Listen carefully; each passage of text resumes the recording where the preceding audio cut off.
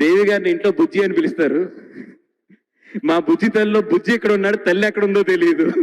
ఆ తల్లి మాత్రం తొందరలో రావాలి. మరి ఇప్పుడు దేవి గారిని ఫస్ట్ ఆర్య సినిమా అప్పుడు దిల్రాజు గారి ఆఫీస్లో పైన ఉన్నప్పుడు ఫస్ట్ టైం కలిసాము.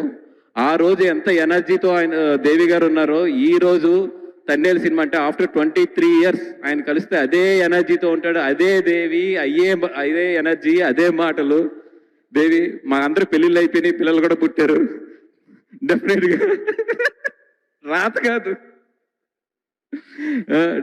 డెఫినెట్గా దేవికి కూడా తొందరలో పెళ్ళయ్యి పిల్లలతో మంచి మ్యూజిక్, పిల్లలు కూడా మంచి మ్యూజిక్ డైరెక్టర్లు అవ్వాలని చెప్పి కోరుకుంటున్నాను.